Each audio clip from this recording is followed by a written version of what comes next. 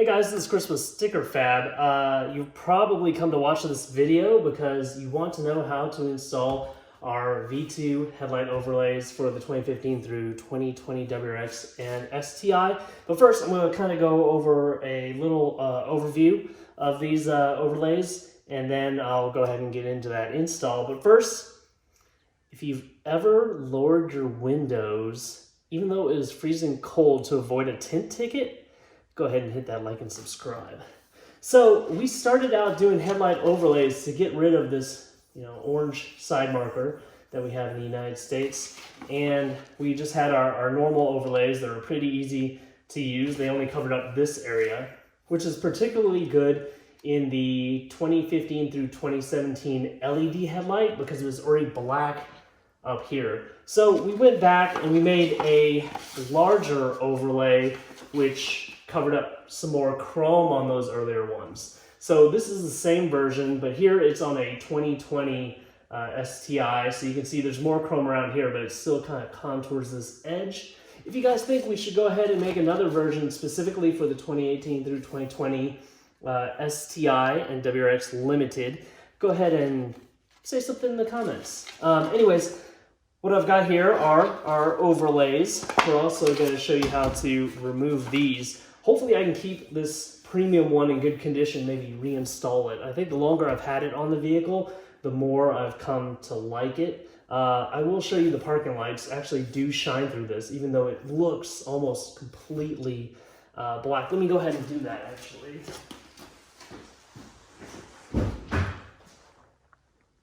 Damn, parking lights.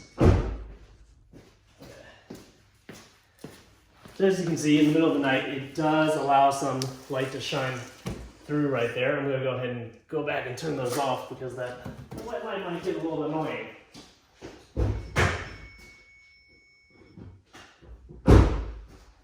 Bam, lights are off now. Some things I've had with me. This is my water and my coffee because it's kind of early. And other things I need. Something to clean this lens with because we don't want anything getting in between the overlay and the actual lens. I've got Turtle Wax dash and glass. This is neither the dash or glass, but somewhere in between, I think. So I think we'll be fine there. I have a cup of water. I'm going to use my wife's fancy pantsy hand soap here. So she's smiling because she's filming right now. You can also use like a drop of dish soap. You don't want this like completely soapy, but you do want some soap in there. I'll tell you about that in a little bit. And because these headlight overlays are a little bit bigger, I'm going to go ahead and use a heat gun. You can also use a hair dryer. You don't really need that much heat. This is just one of those Harbor Freight ones, so it's like 10 bucks or something. I don't know. It's really cheap, or you can Amazon Prime something if you want. Let's go ahead and uninstall this existing one. If you ever turn the vehicle in for a lease, or you try to sell the headlights, or for whatever reason you change your styling, they're pretty easy to remove. It's nothing that's going to be permanent if you don't want it to be permanent. I've popped the hood so we can actually get under this area as well. I'm just going to start at one corner, kind of get my fingernail in there. I'll try not to block the view of the camera while I do this. And that's what happens. The longer they're installed, and it is a little cold in the garage, it can break off into pieces.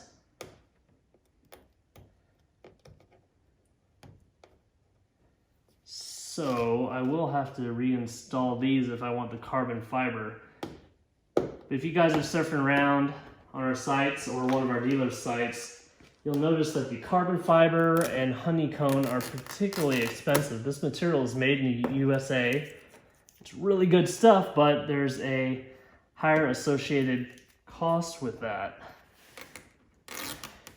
Going down the price range, we have Stealth, still made in the USA and pretty expensive. And then we have some US source materials, the dark smoke that we're going to be working with today, light smoke also. The gloss black is somewhere in between that as far as price goes. Anything gloss black and more expensive, like the Stealth, Carbon, Honeycomb, does have small air egress channels, and that makes it a little bit easier to make sure that you don't get any bubbles in between the material and whatever you're trying to mount it on.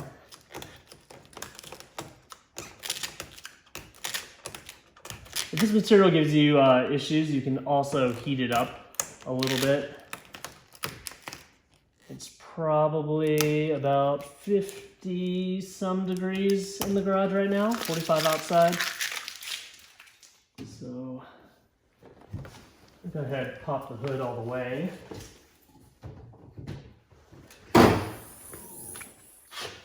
Make sure there's no bits left in here. So for most people, you guys won't have anything installed, so go ahead and clean that lens.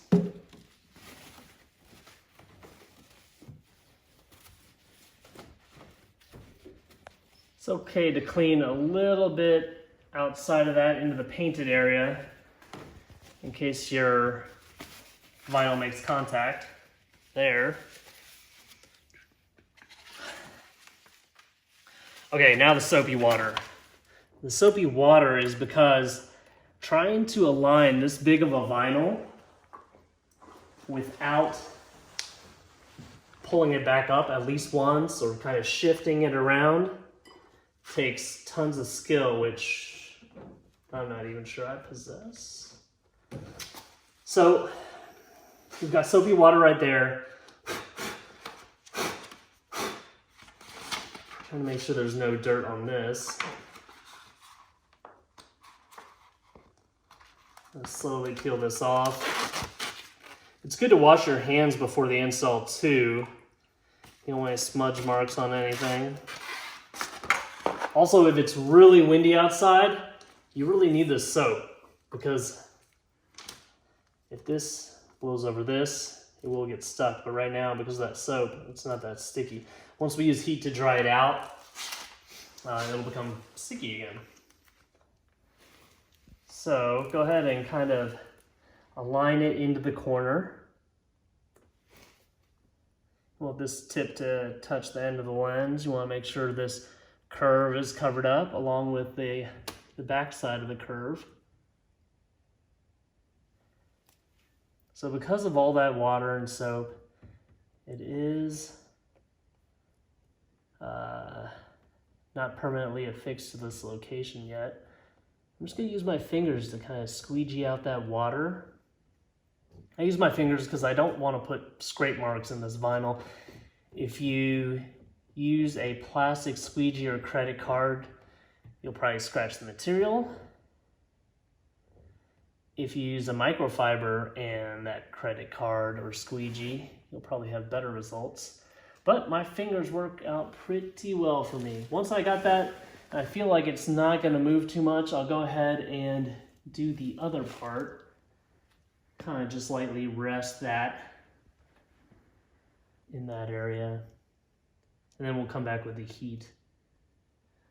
So you want to make sure when the hood is closed that you're not going to see too much of the white lens.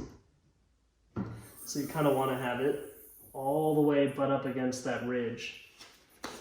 Now I'm going to use my heat gun on low heat.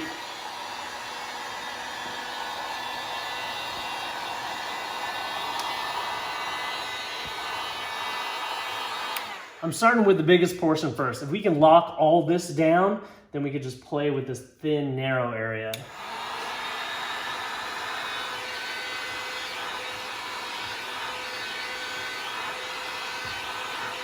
As you can see, I'm not using that much heat at all. It's just touch and go.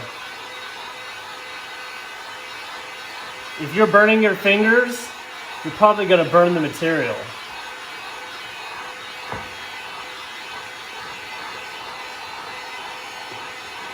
Kind of looking at different angles to see if there's any bubbles left.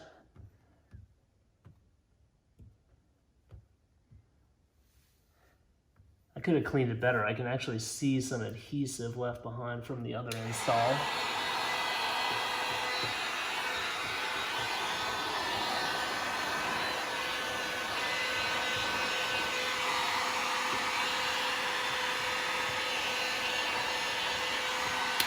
something else worth noting. If it's really, really hot outside, try not to do this install in direct sunlight. It will get the lens hot and it will get the material hot. It'll just start moving around a lot more than you want it to. You kind of want to control the heat as you're installing it.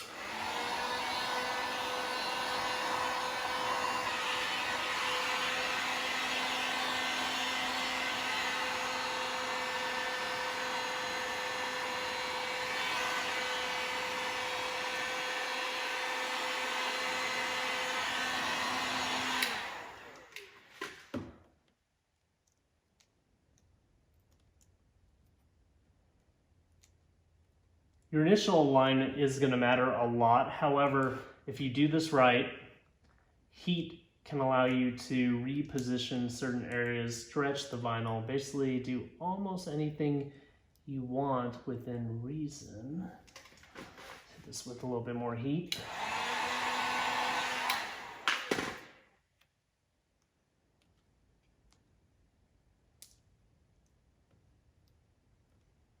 I'm shifting this around because I want full coverage, even a little coverage on this high ridge right here.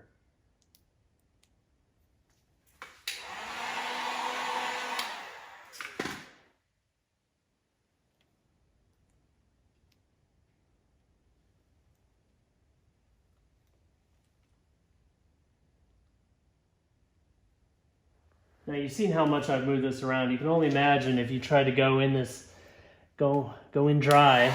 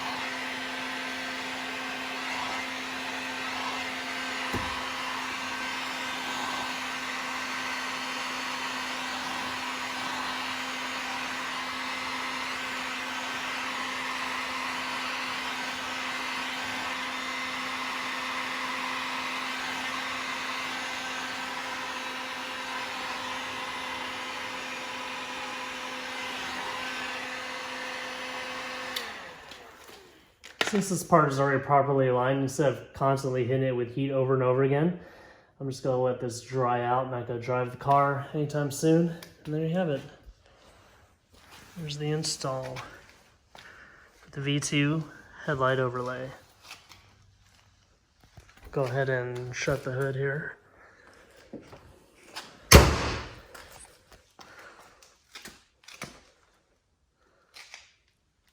There you have it. If you guys have any questions, just go ahead and write us or leave comments in the comment section below.